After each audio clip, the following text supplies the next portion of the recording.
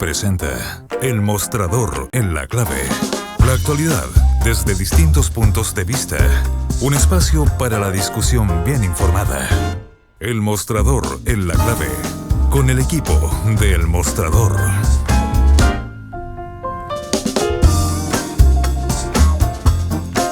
Estamos en El Mostrador en la Clave. Natalia Saavedra, Mirko Macari, ¿qué tal? ¿Cómo están? Muy buenos días. Buenos días, don Fernando. Con el raspado de la olla, como se dice. ¿Qué pasó? ¿Por qué? El ánimo, pues no tienen ustedes ya como el ánimo así como... ¿A fin de año? Claro, tratando de completar 15... ¿Cuánto le quedan? Como 15 días al fin de año. Pero yo no sé, ¿y en qué momento? Son los jóvenes. Son los jóvenes, eso es increíble. ¿En qué momento deja de la curva bajar en el bajo estado de ánimo y empieza a subir a la proximidad de las vacaciones? Cuando ya empieza uno como puede hacer como yo creo una cuenta regresiva en el calendario y empezar como a rayar días, como que tiene sentido. Cuando ya queda menos de 30 días para irse de vacaciones. Es que debo confesar en favor de Natalia que hacer diario es muy desgastante. Tú también hiciste diario. Tell me about it. O sea... y además es un fin de año con bastantes temas, ¿o no? Ha sido un fin de año agitado. Ha sido un fin de año y además no solamente ha sido agitado en términos noticiosos, sino que las noticias, la calidad de la noticia es grave. Claro. O sea, no son qué sé yo, cosas trágicas que a veces pasan, qué sé yo, un incendio o un accidente. No, la calidad de la noticia tiene que ver con la naturaleza de nuestra convivencia y eso es heavy. Bueno, claro, porque las noticias dan cuenta unidas por un hilo invisible del cambio de ciclo. Entonces requiere un cambio del ánimo, es un cambio del lenguaje, es un cambio de la mentalidad que informa un tiempo. Los alemanes hablaban muy bien del espíritu de los tiempos. ¿Cómo se llama? Zeiskitz, claro. Perdón por mi francés. No, pero muy bien. Estuviste muy bien. A propósito de los alemanes, dice Mirko. A propósito de los alemanes. Zeitgeist, creo que es. Zeitgeist. Por la crisis del puerto y los von Appen. Sí, 31 días, o yo diría 32 hoy día del paro portuario de los trabajadores. Y creo que hoy día se aumentaba el paro. Claro, yo venía pensando en la mañana porque es un hecho que primero se ha manejado muy regionalmente, del punto de vista que pareciera que Valparaíso es un rédito, digamos, lejano a Santiago, a cualquier administración, donde no molestaba o no incomodaba mucho a la administración central que trabajadores te paralizaran en la ciudad día por medio, con las incomodidades que eso significa para los ciudadanos, para los propios trabajadores de otros espacios del puerto. La postura de TPS, que son los operadores del terminal, ha sido señalar que en el fondo la actividad de estiva y desestiva de carga se ha podido mantener porque estos trabajadores temporales en algún minuto acordaron que a los otros trabajadores del espacio portuario los iban a dejar entrar a sus labores en algún minuto. Entonces dicen, bueno, en realidad la actividad portuaria se ha mantenido, tenemos algunas estadísticas de los barcos que han hecho estiva y desestiva de carga, es una época muy fuerte para algunas variedades como los arándanos, por ejemplo, esta semana en particular, para envío de todo tipo agrícola. Entonces en realidad el bemol de que se paren arriba un techo y tienen algunos proyectiles y paralicen el tráfico y todo, al parecer es una cosa como menor. Entonces es como volvemos a estas cosas como imágenes de comedia del absurdo, donde a nivel central como que tratamos de conversar de otras cosas, pero esto en realidad eran trabajadores temporales en una paralización que no tenía bemoles legales. Entonces el puerto trataba de seguir funcionando y ahora al parecer podría saltar esta alarma a nivel central, digo, porque se plegarían otras unidades del país. Un poco tardíamente. Muy tardíamente, al día 33 de una movilización donde a nadie le importaba lo que pasa en Valparaíso, y Sharp hace unos días pidió la intervención del presidente porque efectivamente no tiene ningún poder de negociación con estos trabajadores, ni tampoco le corresponde al alcalde salir a solucionar este problema. Porque el puerto está concesionado.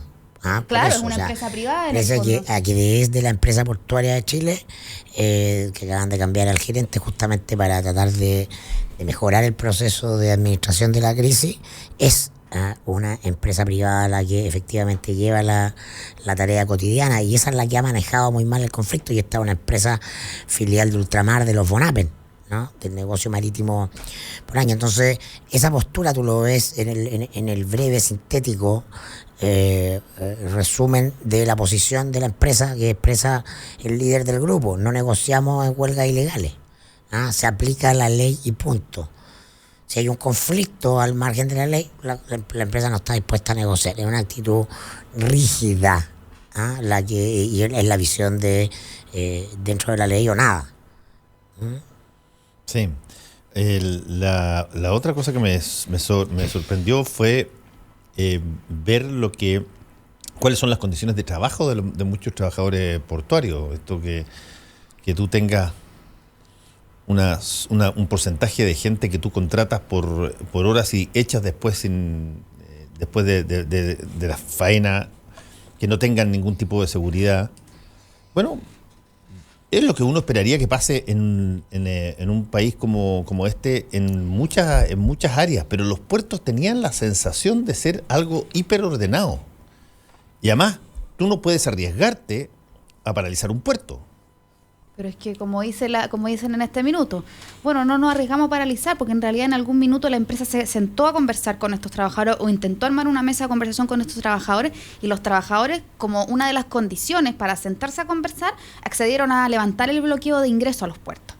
Pecaron un poco de inocentes porque en el fondo permitieron el ingreso de trabajadores diciéndole este problema no es con los trabajadores, los otros trabajadores del puerto, los trabajadores digamos de contrato fijo, entonces que ellos entren a hacer, y eso les permitió hacer desestivas muy importantes la semana pasada y antepasada de barcos muy grandes.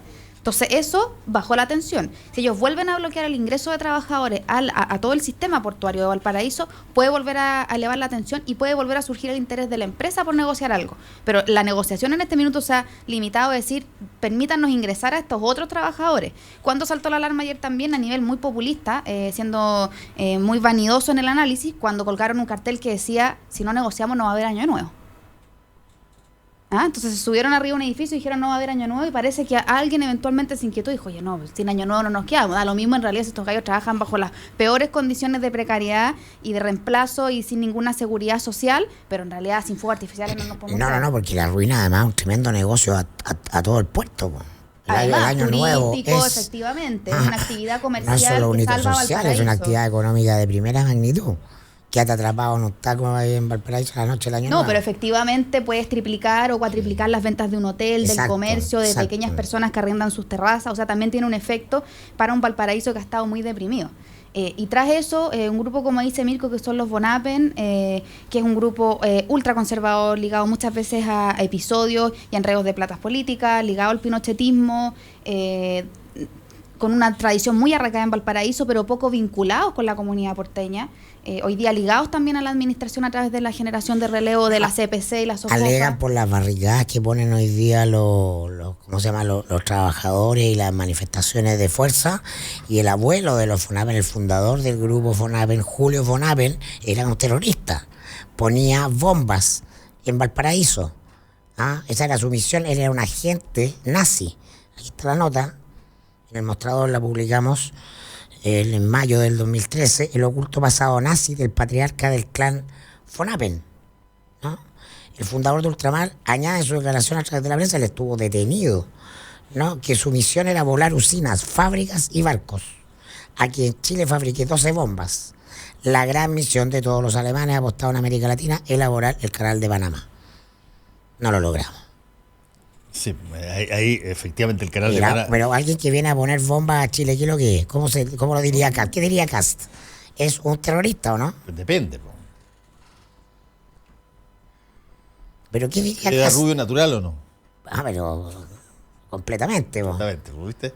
Lo que te quería plantear es que esta nota la hicimos a propósito de que una sala de la Universidad Adolfo Ibáñez llevaba el nombre Julio Fonapen, que es una tradición de los grupos empresariales en Chile, que es pagar altas cantidades de plata. Grupo Penta tiene empresas Penta UC, y tú vas a Penta, no sé qué le enseñan ahí a montar máquinas para defraudar al fisco a los chicos que van a ingeniería comercial en la Católica, no sé.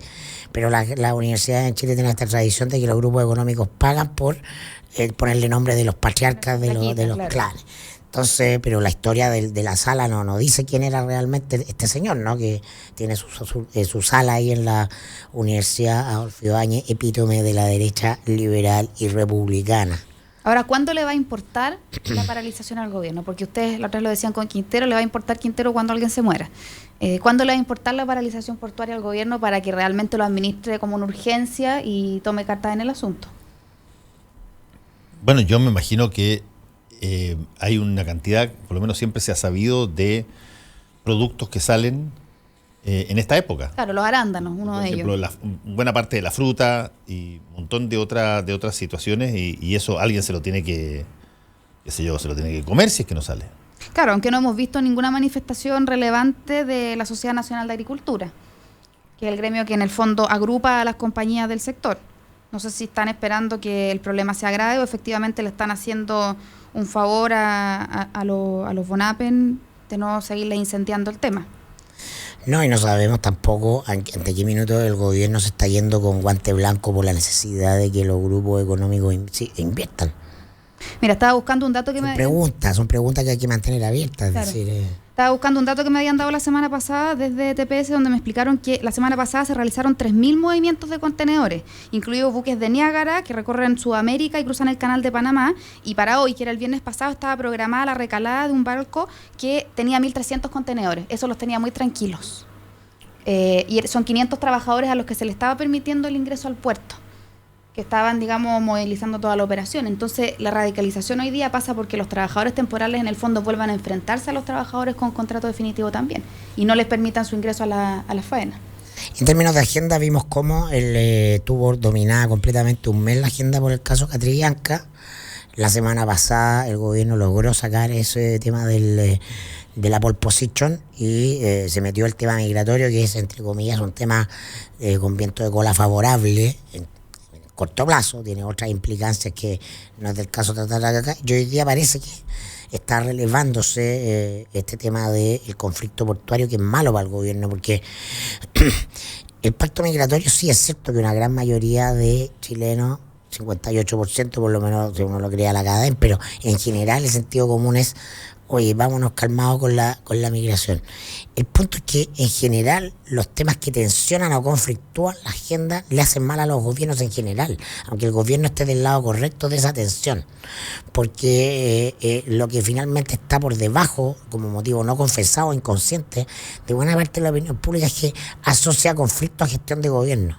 Entonces, si el asunto sale de la deliberación o del debate razonable y se instala con una calentura excesiva, y además hay imágenes el gobierno da la sensación de que el gobierno no tiene control de algo.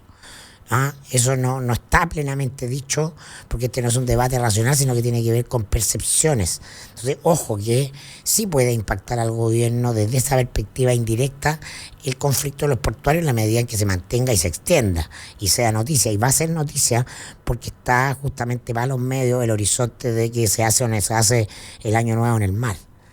Entonces deberíamos ver esta semana un grupo de bomberos del gobierno dedicados a apagar el incendio. Deberíamos, eso te dice la racionalidad política. Ahora, ¿a dónde tiran la granada?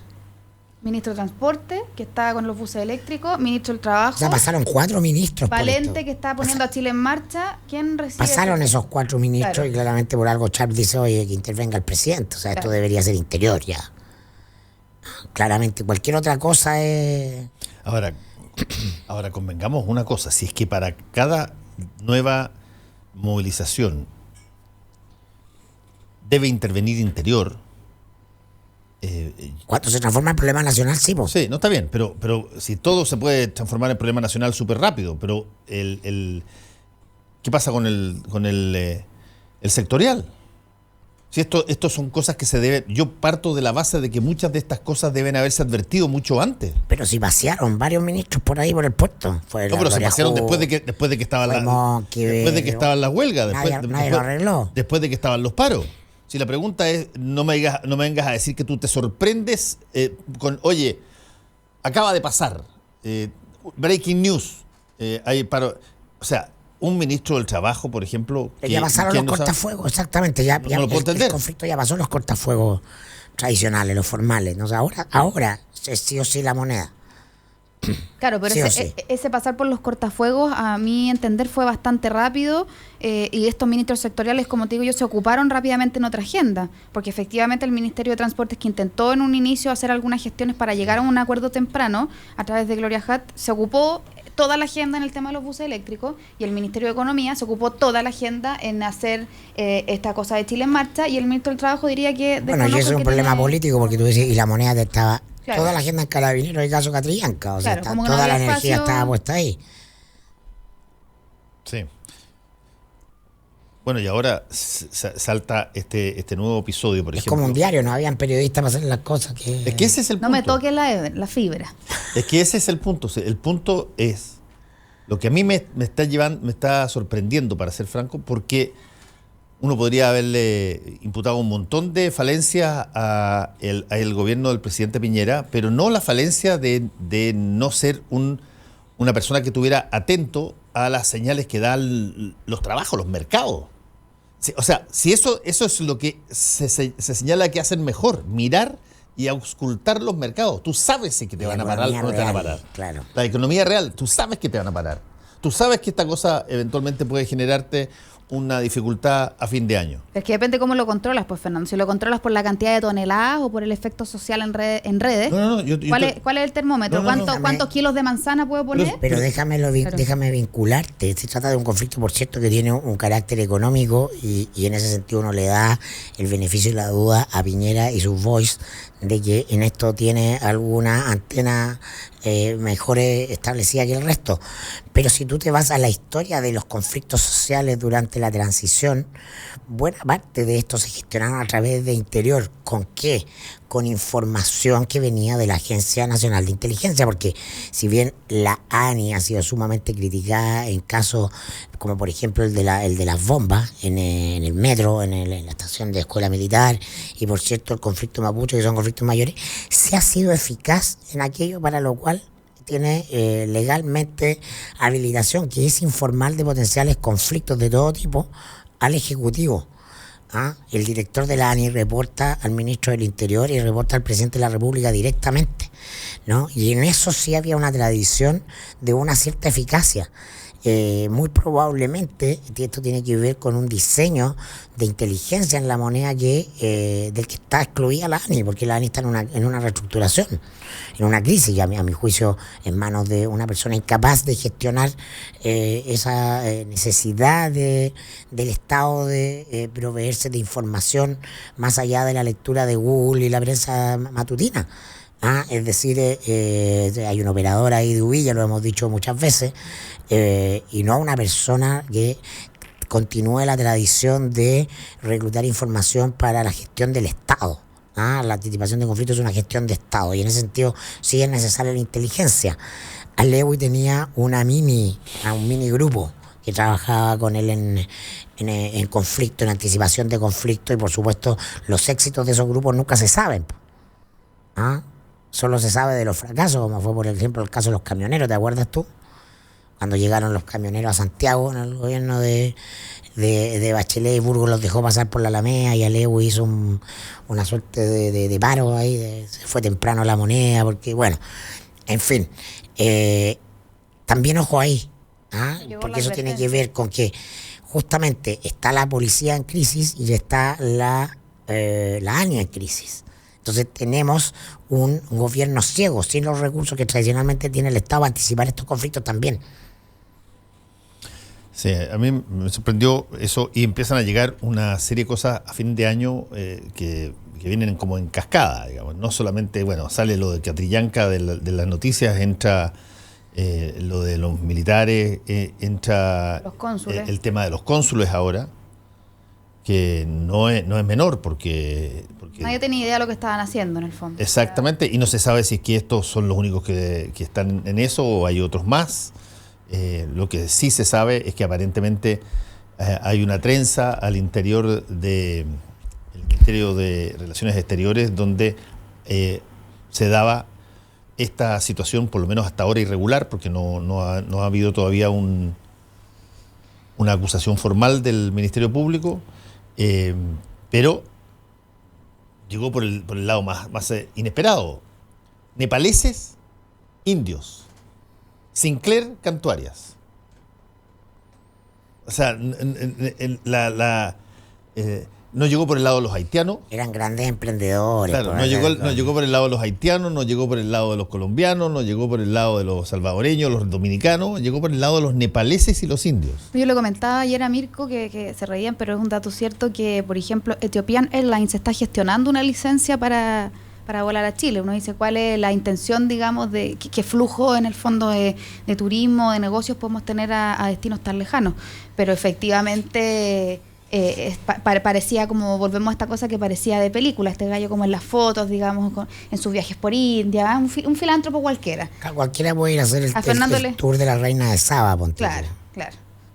Y a Fernando le señalaban recién en la entrevista que hizo antes que llegáramos nosotros que en el fondo esto se hizo público el sábado, el fin de semana, el sábado domingo, pero que la investigación estaba abierta hace 2 años, por lo tanto esta era una situación que estaba sucediendo hace 2 años y que probablemente la red de amiguismo y de favores involucre mucha más gente a nivel diplomático que solamente los 2 cónsules, porque tú tienes que, para ingresar personas a un país, ir pasando ciertas barreras, desde el gallo que te timbre el pasaporte hasta que el que te sube al avión, o sea, hay una serie de controles que burlar. Sí, independiente de eso, no sé cuál tampoco es la sorpresa si se hermanan un bolichito, pues en Chile claro, un bolichito. Claro. ¿Quién vive el sueldo? ¿Del salario? Nadie, pues. Oye, y otro dato relevante también respecto, volviendo al tema anterior que es el puerto de Valparaíso, es que yo siento a Sharp, y no sé qué pasada le están cobrando acá, impedido de negociar, obviamente no tiene ningún amiguismo ni interés en... Pero ha manejado bien el conflicto. Sí, pero no tiene, digamos, no tiene una relación, como no la tiene con otros empresarios, tampoco de cercanía o afabilidad con los Bonapen, y esto en un momento en que además el puerto de Valparaíso tiene que tomar una definición muy relevante respecto a cómo desarrollan el famoso Terminal 2. Y ahí hay mucho interés empresarial, hay mucho lobby, y ahí el alcalde sí tiene algo que decir respecto a su relación con la empresa portuaria de Valparaíso también. Entonces la pregunta es, efectivamente, ¿existen presiones también para que estas movilizaciones se conviertan en una moneda de cambio para negociar cierto crecimiento del puerto? Un amigo alta autoridad de gobierno que despachó un viaje por Asia, por China, me dijo, estuve en el puerto de Shanghái. ¿Sabes cuántos operarios habían en el puerto de Shanghái? 2. Todo automatizado. Sí, los puertos sí, tenemos 2 porque... Los puertos es una persona con un joystick. Por buena onda. Claro, todas las grúas son telemanejadas. Sí, efectivamente. O sea, va para allá, entonces cualquier discusión... Desde hace mucho tiempo que está yendo para allá. Sí, es una industria particularmente desarrollada, los buques, además, donde antes habían 100 navegantes, hoy día hay 4. Claro, y en momentos en que además la prometida reforma laboral del gobierno, no sabemos si en estos días que le queda a que termine el año va a ingresar finalmente o no, se va a postergar para el próximo año, para los primeros días de enero, y donde el tema de la flexibilidad laboral precisamente entiende estos aspectos, los lee de manera muy distinta para los trabajadores y para los empresarios. Volvemos, por ejemplo, un poco atrás, que no estaba dentro de la reforma, pero sí los cambios que se querían hacer al Estatuto Agrícola, donde uno de los temas que más complicaba el sector agrícola era que tú le pagaras a cada trabajador indemnización cada vez que lo sacabas de la obra, es decir, tú cortabas uva por 3 meses y en vez de tener un contrato temporal, yo te respetaba tus derechos laborales por esos 3 meses. Existía un gran lobby para que eso no suceda, porque el agro dice, bueno, y mis costos se van a ir a las nubes, pero tengo un trabajador contratado 3 meses al que tengo que prometerle seguridad social. Entonces hoy día también tenemos que debatir en esta reforma laboral cómo se entiende la flexibilidad. ¿Se entiende por estos contratos que yo puedo terminar porque trabajas 7 horas y 59 minutos? ¿Se entiende porque no te pago salud, porque no te pago ningún otro beneficio? Esa conversación excede con mucho el eje izquierda-derecha en el que probablemente se va a dar esa discusión. Claro. Hoy día, para tener full actualizada, no.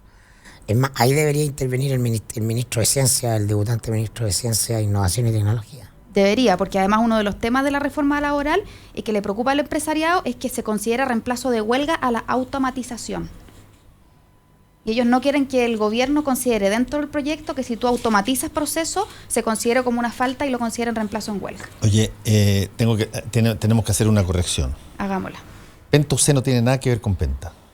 Penta es el programa educacional para niños con talentos académicos, Penta. Y me entró la duda porque yo una vez fui a dar una charla a Penta UC. Y que son niños que... como prodigio. No, son niños con talento a los cuales les dan un propedéutico, que son gente muy vulnerable, a los cuales les dan un trabajo propedéutico, es decir, los nivelan para que puedan enfrentar más adelante la universidad. Lo mismo hace, y en forma brillante, la Universidad de Santiago, con su propedéutico, que es extraordinario. Pero yo me acordaba que no tenía que ver con Penta, sino que era un acronismo de algo. Y ahora lo encontré, el Programa de Desarrollo... ¿No tiene que ver con el Grupo Penta? No tiene que ver con el Grupo Penta. Penta es una sigla para el Programa Educacional para Niños con Talentos Académicos. Ahí está el Penta. Asumamos el error, pero digamos que si es una práctica de los grupos económicos comprar en las universidades programas o nombres de salas Tú tienes la biblioteca Andrónico Luxich en la FEN, en la Facultad de Economía y Negocios de la Universidad de Chile. Eso es muy gringo. Avaroa. Sí, Avaroa. Eso es muy gringo. Es que somos tan gringos. Tú tienes qué sé yo, facultades o alas nuevas que se diseñan para ampliar una determinada facultad. Plata también. Claro, y claro, no, pues te ponen plata, sí, y te colocan las aulas, no sé cuántito, o el ala, qué sé yo, Bill Gates. Hay universidades públicas que han crecido gracias a esos aportes. Por supuesto, no en el campo Juan Gómez Milla. No. Tiene que ser un poquitito más vistoso esto. Sí, claro. Hacemos una pausa y volvemos. Hora clave. Son las 8:56 minutos. 92.9. Somos como tú. Somos la clave. Para hacer un buen negocio, necesita ser un gran anfitrión. Para organizar un seminario productivo, debe elegir el lugar correcto. Visite Hotel Los Nogales y compruebe que superaremos sus expectativas. 5 salones de hasta 300 personas con equipos audiovisuales, estacionamiento y Wi-Fi de alta calidad. Cotice en hotelnogales.cl o al 223-356958. A 2 cuadras del Metro Estación Los Leones. Hotel Nogales, Los Nogales 741 Providencia.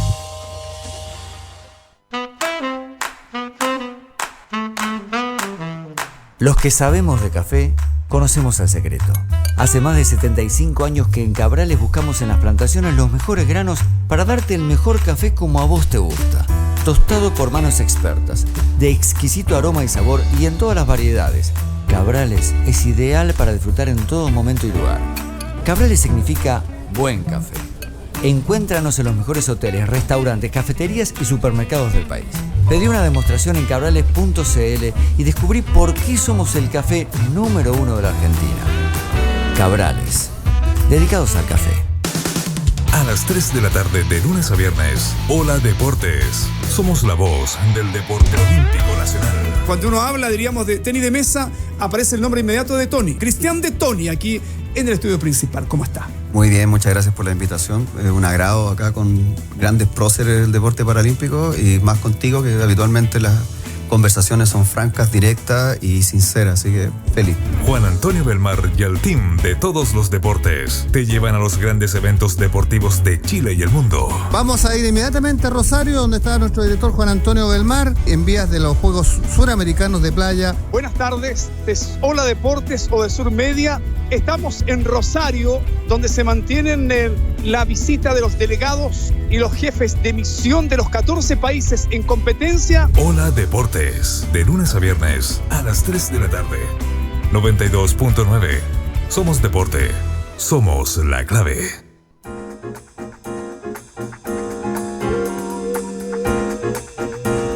Estamos de vuelta con el mostrador en la clave.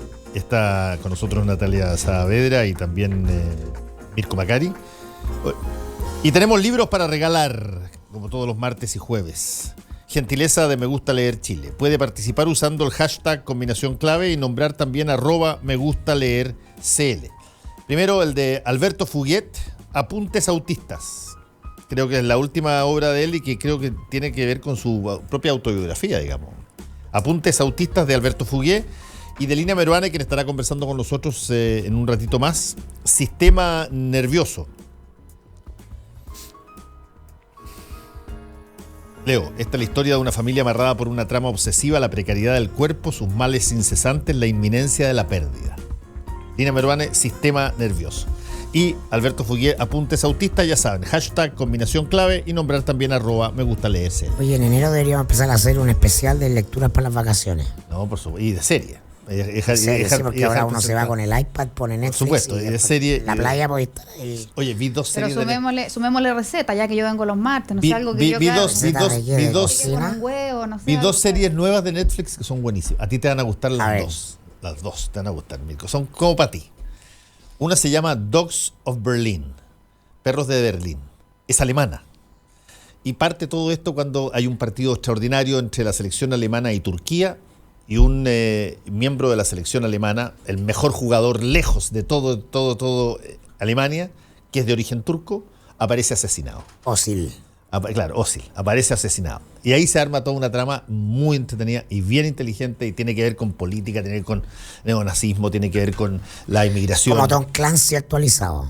Un poquitito, sí, pero Tom Clancy a mí me gustaba porque eran las batallas navales. Bueno, pero la Guerra Fría, pero es la misma dinámica. No, pero está muy bien hecha. Y la segunda, que te va a gustar muchísimo porque se trata de mafioso, se llama Bad Blood, sangre mala. Pero sí, está en inglés, así que no digo Bad Blood por su tiquería, sino que así está. Y Dogs of Berlin también está, no dice Perros de Berlín, dice Dogs of Berlin. Y esta Bad Blood, que es muy buena, que es una mafia anclada en Montreal, Canadá, y con el nexo para todas partes, donde está el Don, donde están estos personajes, y que manejan básicamente todos los negocios. Buen dato, porque se me había acabado la serie. Ahí ya te expandes en eso. Había un estudio que salió hace pocos días en un medio que decía que los adultos están tan agotados que, no me acuerdo el porcentaje, pero un porcentaje relevante prefería quedarse en su casa viendo Netflix o tele o películas que salir a la calle a hacer cualquier actividad. A propósito del agote de la humanidad, ¿viste? O sea, ir a un restaurante, olvídate, preferible quedarse viendo el... Pero que tú puedes ir al restaurante, volver y seguir viendo la serie. Claro, también. Pero yo te reconozco que la serie... Fernando pide Negroni por Uber. Claro. Pero se llena así por la cualquier, claro, yo tengo en mi casa los ingredientes para hacer el negro. No es necesario ver. Oye, vayamos a alguno de las materias nuevas. Fíjate que surgió ya el primer ministro de la ciencia, porque es el nuevo ministerio, que es Andrés Kub, neurocientífico, y bueno, nació este ministerio de la ciencia, que tiene bien poca platita, le pasaron, pero tiene bien poco ministerio todavía. Y tiene bien poco ministerio, está en construcción. Es una oficina. La oficina al fondo del pasillo, como digo yo, para la ciencia. Oiga, ¿dónde se encuentra la gente de ciencia? Atrás de la clase. Por aquí, el fondo del pasillo, mano derecha, ahí está ciencia. Pero el hecho es que se creó un ministerio de ciencia, va a tener una dotación y va a tener una serie de actividades, y va a tener como primer ministro a Andrés Kub, y es interesante lo que pueda hacer y cómo se puede abrir camino, porque los ministerios, por muy importantes que sean, y es una interrogante. Exacto, por muy interesantes que sean y por muy necesarios que sean en medio de situaciones todas científicas, pues el cambio climático, todo este tipo de cosas que nosotros vemos, las zonas de sacrificio, un montón de otras cosas que ocurren, que tienen un anclaje en la ciencia muy fuerte, todo lo que pasa con la astronomía y todo lo demás, bueno, tienen una percepción por parte de la ciudadanía de ser absolutamente irrelevante. Completamente. Total y absolutamente irrelevante. Y de la política, totalmente irrelevante. Y eso es una cosa preocupante, porque yo creo que la mayor irrelevancia que tiene la ciencia en Chile, en la cultura chilena, no hablo en el gobierno ni en la élite política en general en el país, tiene que ver con que percibimos que la manera de darle realce es darle un ministerio. Yo creo que la manera de matar la ciencia era darle un ministerio. Voy a estar muy atento a los devenires del ministro, que parece que es una persona muy capaz, no tengo por qué dudar, hay que creer en el currículum, pero yo creo que sí, que seguir pensando decimonónicamente que aquello relevante para el país tiene que tener un ministerio, una repartición de Estado, en no entender justamente en qué consiste el valor de la ciencia, la innovación y la tecnología hoy día en el mundo, y por qué es urgente para las sociedades, y no digo los países y los estados, las sociedades y los seres humanos, porque ya estamos cada vez en un mundo más globalizado y las fronteras se empiezan a difuminar. O sea, justamente lo que yo hubiera esperado para que, como una señal positiva de que la dirigencia chilena comprendía que la ciencia era tan importante, era que vamos a crear una institucionalidad que innove en esta lógica de tradición borbónica de construcción de estructuras burocráticas verticales que son los ministerios. Creo en un mundo donde se requieren menos ministerios y más sentido de lo público, es un Estado más fuerte pero más pequeño. Esas son las características de lo que te está diciendo que requiere el mundo para adaptarse a las transformaciones que hoy día van mucho más allá del eje izquierda-derecha. Y me sorprende, aunque no tanto, que justamente un gobierno de derecha, que es un gobierno que dice desconfiar, y en algún sentido con razón del exceso de burocracias, remarque la construcción de una en función de esto. Porque ¿qué va a pasar? Que el ministro va a tener que ir a negociar con los políticos, ¿no? Y entonces estoy viendo que a la vuelta de la esquina le van a pedir que, aprobamos esta ley, pero ¿sabe qué? Yo le tengo un gran nombre para el Ceremi de la 8ª región, de su ministerio, ministro. ¿Y qué va a hacer el ministro? Si no, vamos a poner al más capaz. Sí. Entonces, ahí va a ir descubriendo la realidad de entrar en la burocracia de la política. Está sometida a la captura del Estado por parte de los varones de los partidos. Esa es la verdad de la milanesa. Ahora, yo creo que lo bueno es de los dos nombramientos es que si uno revisa un poco, yo desconociendo la total biografía de CUB y también de la subsecretaria Carolina Torrealba, es que en el fondo son dos científicos, dos doctores que tenían cierto escepticismo respecto a la creación del Ministerio de Ciencias y habían criticado o dado sus opiniones bastante claramente respecto a cómo este ministerio debía articularse. Por ejemplo, la Carola había dicho en una entrevista en la revista Capital que a ella le parecía que reportar interministerialmente a otras reparticiones perdía cualquier sentido de autonomía. Este ministerio que tenía fe, también CUB dijo en algún momento en que esto no iba a ser un órgano político. Ahora, lo que dice Mirko es muy relevante. Uno de los grandes debates, yo creo que por lo que crean este ministerio, es porque en el fondo hoy día la ciencia no tiene a quién ir a reclamarle plata, representando hoy día la inversión en innovación más desarrollo como algo más del 4% del PIB. Entonces, la gran carta hoy día que se tiene que jugar CUB es ir a conseguir más erario del presupuesto, por un lado. Y por otro lado, en punto seguido, que el gobierno cumpla, y eso yo creo que se los quiero hilar con otro tema, pero que cumpla en el fondo con compromisos reales respecto al desarrollo científico, que no sea solamente un tema de entregar las becas o arreglar el gran problema que tienen con las becas con CONICYT. No puede ser solamente eso. Ahora, el nombre está bien puesto porque es ciencia, innovación y tecnología, que son cuestiones parecidas pero no son las mismas. Son el lenguaje de lo nuevo, porque hoy día la economía a la que tenemos que entrar, y vamos atrás, pero muy atrás para entrar, tiene el valor puesto en la creación de conocimiento. El valor agregado es producto de lo que tú sabes y no sabes gratuitamente, tienes que invertir para saber. A eso se refiere con ciencia, porque la gente percibe muy en la lógica setentera o ochentera que científico es alguien que está metido en un laboratorio pensando en cosas inútiles, o tardíamente útiles y que no tienen que ver con la vida cotidiana. Y ya eso no es así. O sea, la ciencia, la innovación, la tecnología hoy día no son un plus, no son un extra, no son un delta, son el desde. Cuando lo hemos dicho acá reiteradamente, la empresa de transporte más importante del mundo ya no tiene un auto, que es Uber. Tiene que ver con que el valor está en la información, el valor está en la capacidad de conectar a través de la tecnología, pero no solo la tecnología. Entonces podríamos seguir dando ejemplos.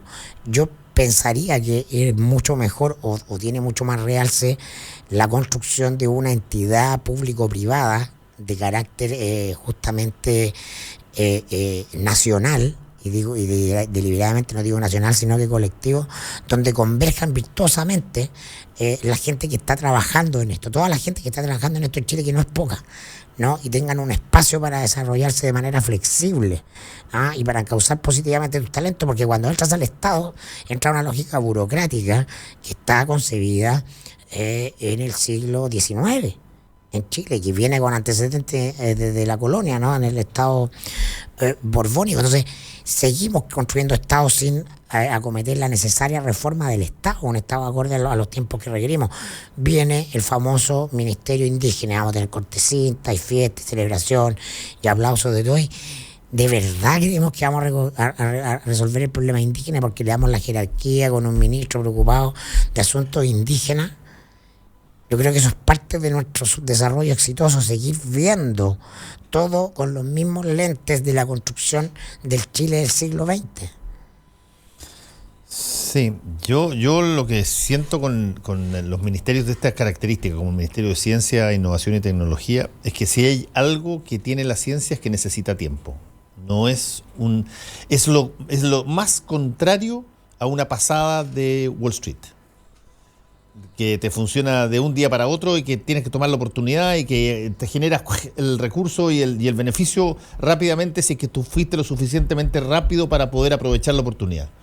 La ciencia es lenta, es algo que se acumula, es algo que si tú la quieres crear además desde Chile, tienes que generar una situación donde tú puedas converger una serie de talentos que miran las cosas. Un gobierno va a priorizar algo que es lento, que no le rebote. Ese es mi punto. Y por lo tanto no me extrañaría, espero estar totalmente equivocado, pero no me extrañaría escuchar al ministro decir de que muchas de las platas que se prometieron por este gobierno, por los que vengan, tienen dificultades. ¿Cuál es la forma de suplir eso? Una forma de suplir eso o de compensar esa situación es que se haga una cantidad enorme de joint ventures público-privadas y que finalmente entre la empresa a financiar determinadas situaciones de investigación económica, un poco como lo ha tratado de hacer Alfredo Moreno en el Ministerio de Desarrollo Social. Y ahí tú tienes una vinculación, pero si es que de esto va a depender exclusivamente del gobierno de turno, una vez que pase el corte de cinta, los aplausos, las felicitaciones y los encomios para que te vaya muy bien, el Ministerio de Ciencia queda en la inercia de los ministerios que no tienen resultados en el corto plazo y que, por lo tanto, a los gobiernos y a los presidentes no les interesa. Que el próximo año tengamos al ministro renunciado ante la realidad. Por eso te digo, ahora, hay que mirarlo de cerca todo esto. El gran problema que enfrenta la agenda de ciencia y que también los quería llevar a eso, enfrenta la agenda de cambio climático. Hoy día hay un tema muy interesante que traemos en el mostrador, tanto una columna respecto a la relevancia que Chile firme el pacto de Escazú, y también respecto a cómo hoy día en el fondo todos los temas ambientales y de cambio climático se van a enfrentar a los líderes populistas. ¿Ya? Eso es muy relevante porque en el fondo vimos cuando se anunció que se va a realizar la COP25 acá en Chile, a Kast que dijo, aquí yo tengo mi nuevo caballito de batalla. Entonces aquí vamos a gastarnos $100 millones en debatir cómo y cuánto los países se comprometen a reducir su huella de carbono, pero Chile se va a gastar 100 millones. Entonces los populistas decir, nosotros no estamos en condiciones de gastar 100 millones. Pero lo que viene entre paréntesis decir, tampoco nos interesa ni estamos en condiciones de suscribir ningún compromiso descontaminante relevante, que es lo que ha pasado además con gobiernos de todo el mundo. Merkel no pudo hacer una reducción relevante del carbón porque la Asociación de Industriales en Alemania se levantó contra la medida. Lo que pasó también con Macron respecto al impuesto a los combustibles y pasó con Trudeau en Canadá, que tampoco pudo hacer ajustes relevantes a emisiones contaminantes porque otra asociación gremial se levantó en contra del gobierno. Entonces es muy fácil ser populista contra las medidas que en el fondo están yendo a controlar. Al revés, es muy difícil ser impopular. Claro. Para un gobierno, claro. Buena corrección. La lógica de un político. Exactamente. Entonces yo creo que va a ser muy complicado el enfrentamiento y que también se puede aplicar incluso al Ministerio de Ciencias, que es lo que dices tú. Cuando no hay paciencia y le digan, oye, yo necesito plata para crear doctores o para emplear doctores en Chile, que tenemos un superávit de gente especializada afuera que no tengo dónde colocarla. Y quiero colocarla a lo mejor en el Estado. No, pero si yo aquí coloco al del partido, ¿cómo lo va a colocar un doctor en ciencia? Por eso que la única solución es la concientización uno a uno desde abajo, al margen de las instancias formales que nos encantan a los periodistas. Aquí estamos mirando y debatiendo todo el día sobre lo que pasa arriba. La única manera es lo que ya está ocurriendo, porque las nuevas generaciones vienen con una sensibilidad y una conciencia distinta, es la medida individual de cada cosa, es decir, cómo cada uno contribuye a disminuir la contaminación, a que otros tengan más conciencia. Eso es como tú eres parte, como decía Gandhi, encarnas el cambio que quieres ver en el mundo, no esperas que otros lo hagan por ti. Claro, pero no es poco relevante además que Chile haya aceptado ser sede de esta cumbre de cambio climático. Es que es poco relevante. No es poco relevante, Mirko. Lo que pasa es que no es poco relevante, considero yo, para el escenario mundial y para la expectativa que se está poniendo en Chile. Piensa que la cumbre iba a ser en Brasil. Te lo digo, no es poco relevante para este ejemplo de líderes populistas. O sea, pero claro, pero es que lo que te quiero decir es que en ese mundo esta cuestión está entrampada. Está entrampada, pero le sirve como anzuelo acá para debatirlo. Nosotros recibimos la COP25 como tercer rebote. Como tercer rebote, y si no, eventualmente se iba a hacer en Alemania. Se iba a hacer en Argentina, y Costa Rica, y todos dijeron que no, por distinta razón. Y la vamos a hacer en Quintero Puchuncaví. Entonces, esas son las contradicciones. Entonces, me da lo mismo que vengan todos los líderes del mundo a debatir lo que sea. Lo que pasa es que estamos acostumbrados a quedarnos en las formalidades, a quedarnos en lo que parece, en lo que simboliza. Está bien, pero puede ser puede ser, voy a pensar bien, no voy a pensar mal. Puede ser de que por el hecho de que tú vas a recibir a todos los tipos hablando de medio ambiente, etcétera, vas a tratar de recibirlo en una situación donde se avance algo en lo que actualmente hay, que sea una presión, claro, que sea una presión. Después el Mundial de Fútbol. Pero puede ser, pero por último, en una de esas no. Puede servir de presión para que se haga algo al respecto, para no recibir a todas estas personas preguntando de cómo andamos por casa. Para mirarlo con el vaso. Yo no sé, yo no lo miro ni positivo ni negativo, lo miro como periodista. Es decir, la evidencia hasta el minuto me dice cómo funciona. Lo que estoy viendo es que ni aquellos líderes con más sensibilidad personal y política en estos temas tienen capacidad, como Trudeau, por ejemplo, de ser efectivos en la radicalidad que requieren estas medidas. Entonces, lo más probable es que terminemos todos recalentados en pocos años más. La única medida eficaz contra eso es que sea muy veloz el cambio de conciencia individual de cada persona. Claro, pero además parece particularmente difícil en un gobierno de derecha donde la presión de los sectores económicos debería ser aún más fuerte respecto a cualquier medida restrictiva de las actividades. Como dices tú, si pasó en otros gobiernos... Si tú tuvieras conciencia real de esto, ningún empresario o ninguna actividad productiva esperaría normas o estar dentro de las normas que les ponen los gobiernos. Eso es parte del modelo basado. Se autorregularía. Tú entenderías que esto tiene que ver con la sobrevivencia del humano, de la especie. Porque no está amenazado el planeta, está amenazada la vida humana en el planeta. Entonces esa es la conciencia que hay que creer. Si seguimos esperando que son los gobiernos los que van a regular de arriba para abajo, por favor sentémonos a esperar. De verdad que eso no va a pasar. Probablemente no. Porque las cúpulas políticas son inconscientes. Probablemente inconscientes en el sentido más amplio de la palabra. En Chile tenemos un atavismo que se replica, no importa cuál sea el gobierno, de que tú siempre esperas que el agua te llegue a la boca para que tú digas, chuta, hay algo que hacer al respecto. Lo mismo pasa con el mundo productivo. Tú has tenido discusiones eternas, has tenido una cantidad enorme de señales de que eventualmente podrías crear valor agregado en los productos que tienes, y sin embargo, tarde o temprano siempre llegas a la misma conclusión. Es más fácil, más cómodo, más rápido salir. Fernando, va a haber conciencia cuando una ola se lleve el Sheraton Miramar. Bueno, eso es. Listo. Claro. Eso es lo que te estoy diciendo. Sí. Que cuando lluevan pescado, como le digo yo, cuando de repente lluevan pescado, tú digas, ¿qué chucha pasó? Bueno, ahí van a decir, oye, esto se llama calentamiento global, está cambiando hace bastante tiempo. Mira, toma toda esta literatura, enciérrate y trata de ponerte al día. Tiene que ocurrir un evento catastrófico y esos van a ocurrir. Las migraciones son parte en el mundo de directamente la masividad y velocidad de las migraciones tiene que ver con fenómenos ligados al cambio climático. Claro. Los lugares donde tú tienes pérdida de agua y que te obliga a salir. ¿Por qué van los africanos a Europa? Porque se están desplazando en África porque están buscando lugares donde haya maneras de alimentar ganado y cuestiones básicas para sobrevivir, porque estamos hablando de economía de subsistencia. Claro, y ahí en peor caso hago un ministerio de calentamiento global.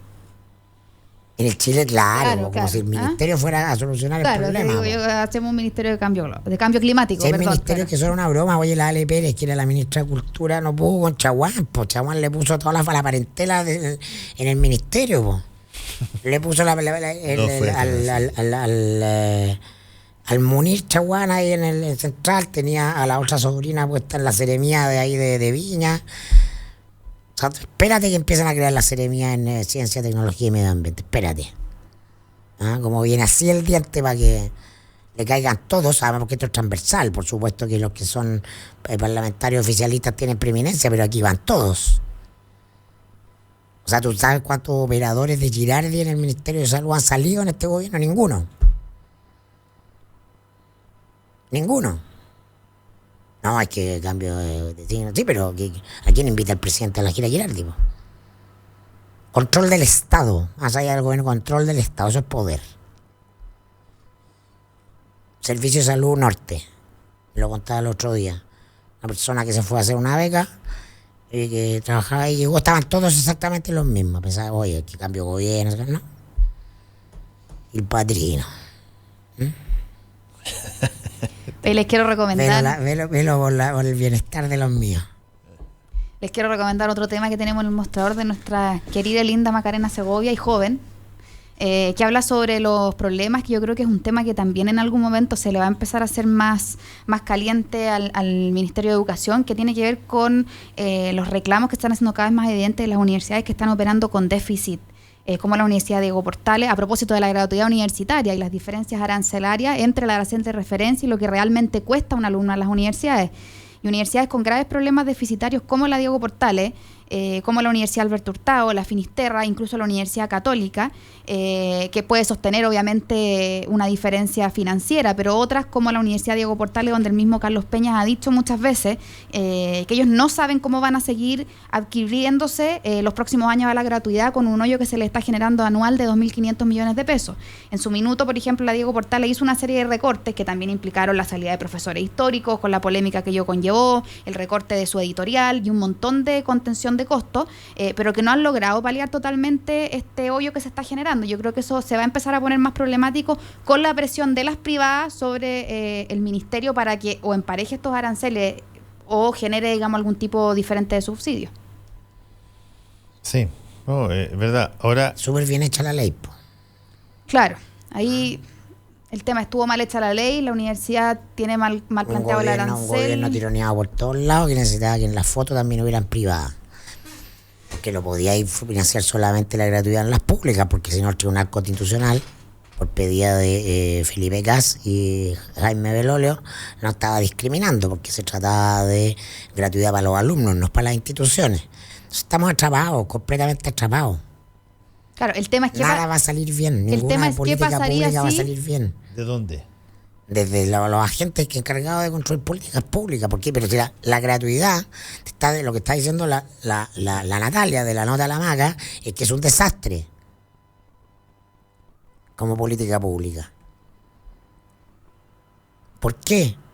Porque la gratuidad que inicialmente tenía que ser para las universidades públicas, gratuitas y de calidad, la plata pública es para las universidades públicas, no.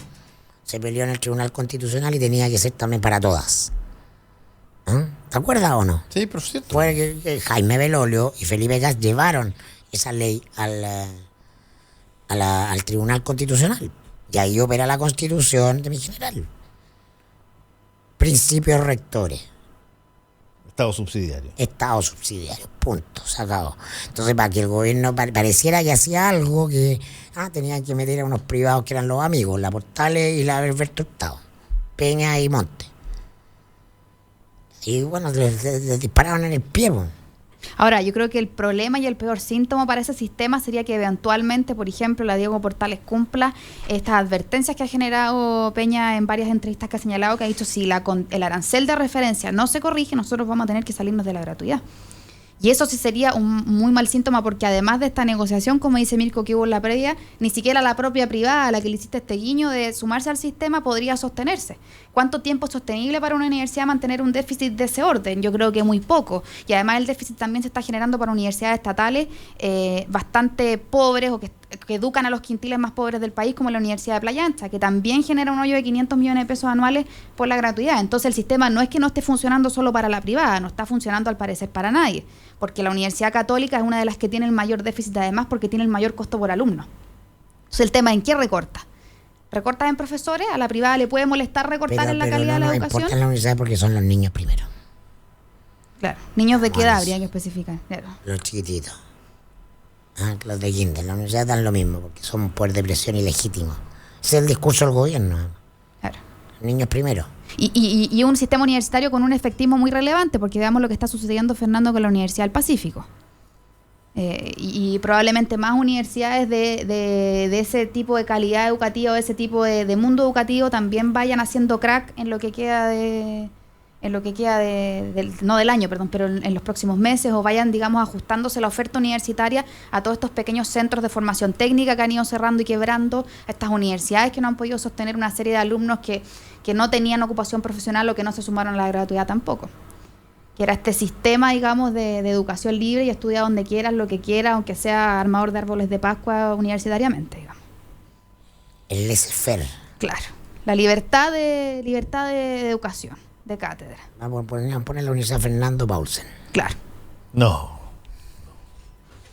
¿Has visto en mi nombre nada. ¿Has visto tú una cosa más, pero pedante que ponerle el nombre propio a obras o cosas, así, cosas?